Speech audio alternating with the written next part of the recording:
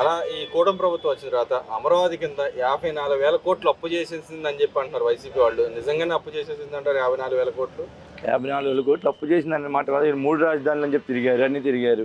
మసిపూసి మారేడుకాయ చేశారు. ఆ రోజు మనం చేసిన అభివృద్ధి మొత్తాన్ని కొంటుపరిచేశారు. దాన్ని తప్పించుకోవడానికి ఇప్పుడు అమరావతి బ్రహ్మాండంగా జరుగుతుంది కాబట్టి దానికి మనం చేసిన దానికి ఏదో ఒక వంక పెట్టి 54 కోట్లు అప్పు చేశారు, అమరావతి అక్కడ లేదు అవన్నీ చెప్పడం కోసం ఎన్ని మాటలు సార్. అవన్నీ అప్పు చేయడం లేదు, ఏమీ లేదు. అంటే ఇది దాని అందరికి అదే అభివృద్ధి చెందింది కానీ 54,000 కోట్లు ఎందుకు అప్పు చేస్తామని చెప్పి అడుగుతున్నారుగా.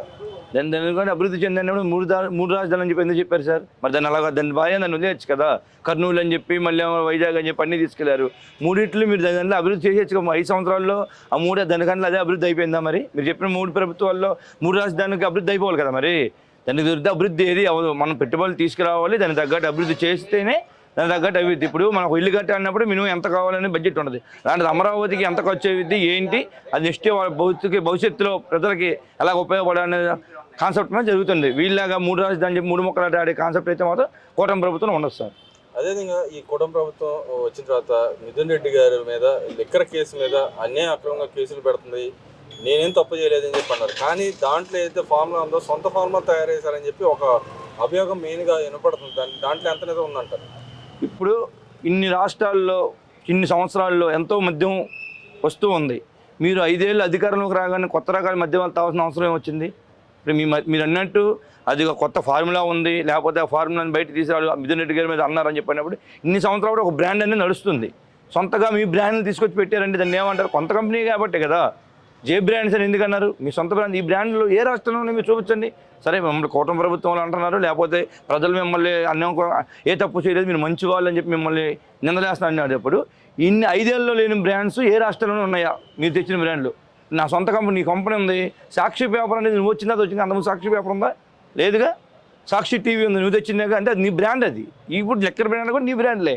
ఇప్పుడు అది మిథున్ రెడ్డి అవని లేకపోతే విజయసాయి రెడ్డి అవని వీళ్ళందరూ నువ్వు చెప్తే ఆడే బొమ్మలు తప్పించి అసలు సోతదాడు నువ్వే అని చెప్పి ప్రజలకు కూడా అర్థమయ్యే నేను 11 సీట్లు ప్రమాణం చేశారు నిన్ను.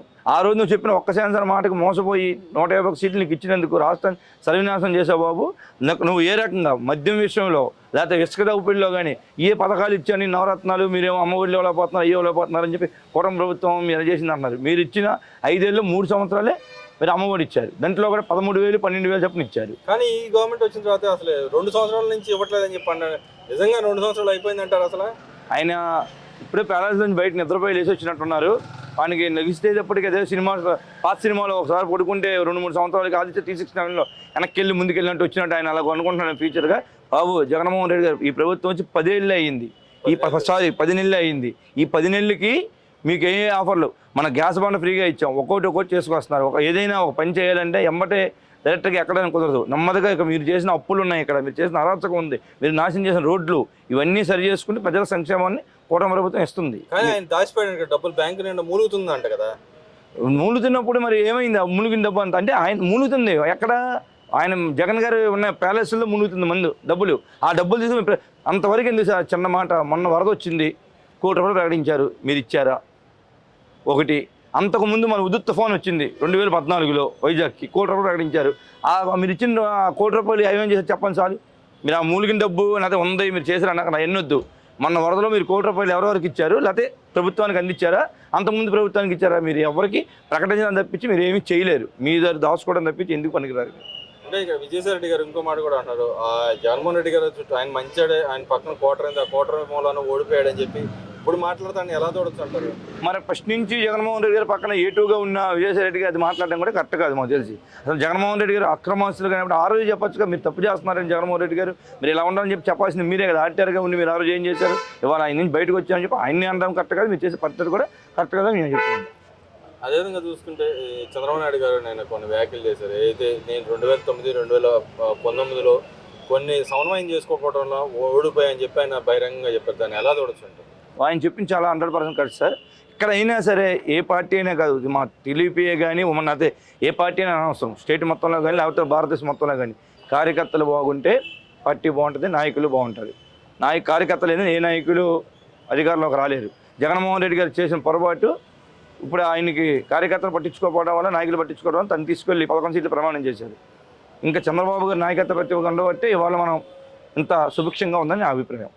అదేవిధంగా పోసాని మురళీకృష్ణ గారు అంటున్నారు నా సరే, మీద వారి గురించి మాట్లాడడం కూడా నాకు తెలిసి అయితే మాత్రం అనవసరం. ఆయన ఒకరు, కోడలు నాని గారు ఒకరు, వీళ్ళ గురించి మాట్లాడుకోవడం ఏంటంటే పిచ్చోళ్ళ గురించి మనం మాట్లాడుకొని మన టైం వేస్ట్ చేయడం అనిపిస్తుంది నాకైతే మాత్రం వారి గురించి మాట్లాడితే.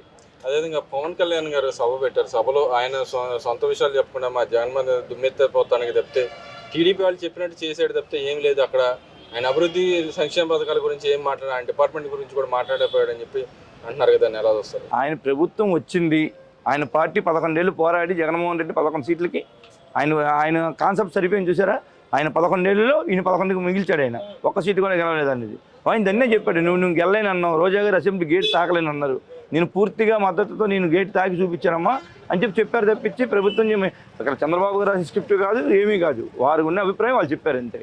అంటే ఇక్కడ ఆయన పవన్ కళ్యాణ్ గారు చేసిన వ్యాఖ్యలు ఆయన డిపార్ట్మెంట్ గురించి మాట్లాడలేదు అనే దాన్ని ఎలా తోడుతుంది? అక్కడ జరిగింది ఆవిర్భావ సభ సార్, నీకేమైనా మీటింగ్ కాదు, సంబంధించింది కాదు కదా. ఆవిర్భావ సభలో ఆయన కాన్సెప్ట్ మాట్లాడతారు తప్పించి డిపార్ట్మెంట్ గురించి మాట్లాడి లేదా పరిపాలన గురించి మాట్లాడేది కాదు కదా. నా సిద్ధాంతాలు ఏంటి, ఆ సిద్ధాంతాలు ఎలా తీసుకురావాలి, ఎలా వెళ్ళాలి అని గురించి ఆయన మాట్లాడారు.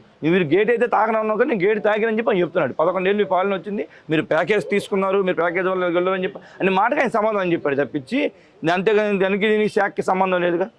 అదేవిధంగా జగన్మోహన్ రెడ్డి గారు ఇప్పుడు కోర్టు రమ్మంటుంది, రేపు వెళ్తాడు అనుకుంటున్నారు?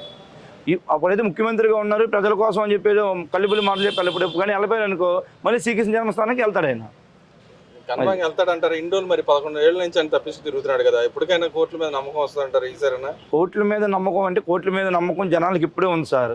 కాకపోతే ఈయన ఏంటంటే ఇప్పుడు బుర్రగడ్డ అనిల్ గారు ఉన్నారు, మా అమ్మగారికి బాగాలేదని చెప్పాడు. అప్పుడు ఏం చేస్తాం, మన యువపోయాం, మన ప్రజలు ఏమంటారు, చూడు తల్లికి బాగోపోయినా సరే కావాలని ప్రతిపక్షం వాళ్ళు పట్టించుకోకుండా పెట్టేసిందని చెప్పి అన్న కాన్సెప్ట్. నెక్స్ట్ ఇప్పుడు ఆయన ఏం చేస్తారు, వాళ్ళ చెల్లికి ఎవరికో ఆటోకి తెస్తాడేమో ఒకళ్ళ కోర్టుకి వెళ్ళాల్సి వస్తే మరి ఆయనలాగా. అంటే వాళ్ళు ఇద్దరు దగ్గర లేరు కదా, తరివేశాడుగా. దగ్గర లేకపోయినా ఏముంది, ఏడెవరితో ఇది పెట్టేస్తాడు, ఏం చేస్తాడు, ఇంకా చెప్పని ఆయన చంపేస్తాడు అంటాడు. ఆయన అంతా మాఫియానేగా, అలా జరిగింది అంటారు. కన్ఫామ్ జరగచ్చు, ఏముంది, ఫోన్ చేసి రామ్మ నువ్వు చంపేస్తాను లేకపోతే ఏం చెప్పాను అంటాడు. అంటే దూరంగా, అందుకే దూరంగా జరుగుతున్నారంటారు. ఎంత దూరంగా జరిగినా లాక్కొచ్చేస్తాడు, ఇబ్బంది లేదు ఆయనకి.